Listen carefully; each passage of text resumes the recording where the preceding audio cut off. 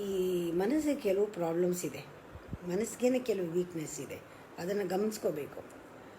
ಅದು ನಮ್ಮ ದೇಹನ ಪ್ರೀತಿ ಮಾಡೋಕ್ಕೆ ಬಿಡಲ್ಲ, ಅದು ಅಲ್ಲೇ ಕಾಂಪಿಟೇಷನ್ ಮಾಡುತ್ತೆ. ಅದ್ರ ಕಡೆಗೆ ಗಮನ ಕೊಡಬೇಕು, ದೇಹದ ಕಡೆ ಗಮನ ಕೊಡೋಕ್ಕೆ ಬಿಡಲ್ಲ ಅದು. ಆ ಥರ ಕಾಂಪಿಟೇಷನ್ ಜೊತೆಗೆ ಹೊರಗಡೆನೂ ಕಾಂಪಿಟೇಷನ್ ನಮಗೆ ಬಿಡುತ್ತೆ.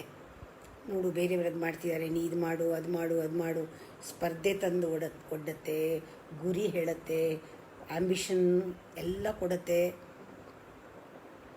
ನಮಗೆ ಪ್ರಯಾರಿಟಿ ಯಾವುದಕ್ಕೆ ಕೊಡಬೇಕು ಅಂತ ಗೊತ್ತಾಗಲ್ಲ.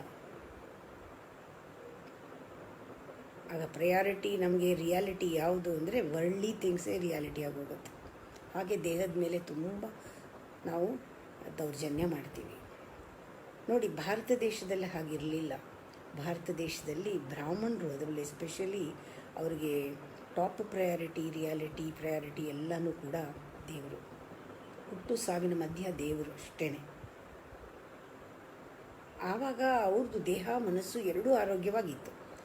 ಯುರೋಪ್ನಲ್ಲೂ ಅರಿಸ್ಟೋಕ್ರಾಟ್ಸು ಜಾಸ್ತಿ ಟಾಪ್ ಪ್ರಯಾರಿಟಿ ಕೊಟ್ಟಿದ್ದು ಕಲ್ಚರ್ಗೆ, ಎಜುಕೇಷನ್ಗೆ, ಸ್ಕಲ್ಪ್ಚರ್ಗೆ, ಆರ್ಟ್ಗೆ, ಆರ್ಕಿಟೆಕ್ಚರ್ಗೆ, ಇದ್ರ ಜೊತೆ ಮ್ಯೂಸಿಕ್ಕು, ಆರ್ಟು, ಇದರಲ್ಲೆಲ್ಲನೂ ಅವರು ಹೆಚ್ಚು ತೊಡಗಿಸ್ಕೊಂಡ್ರು ಅವ್ರ ಮನಸ್ಸನ್ನು.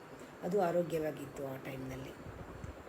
ಈಗೇನಾಗಿದೆ, ಈಗ ಮನಸ್ಸು ಮೆರೀತಾ ಇರೋದು ಎಲ್ಲಿ ಅಂದರೆ ಹಣ. ಯಾರಿಗೆ ಬ್ಯಾಂಕ್ ಬ್ಯಾಲೆನ್ಸ್ ಇರುತ್ತೆ ಅವನೇ VIP. ಕಾಯಿಲೆ ಬಂದೇ ಬರುತ್ತೆ. ಮನಸ್ಸು ನಮ್ಮ ಮಾತು ಕೇಳೋದೂ ಇಲ್ಲ, ನಾವು ದೇಹನೂ ಪ್ರೀತಿಸೋಕ್ಕೆ ಬಿಡಲ್ಲ. ಇದು ಮಾಯೆಯಿಂದ ನಾವು ಹೊರಗೆ ಬರಬೇಕು. ಹೀಲಿಂಗ್ ಆಗೋದು ಬಹಳ ಕಷ್ಟ ಈ ಥರ ಮನಸ್ಸಿದ್ರೆ.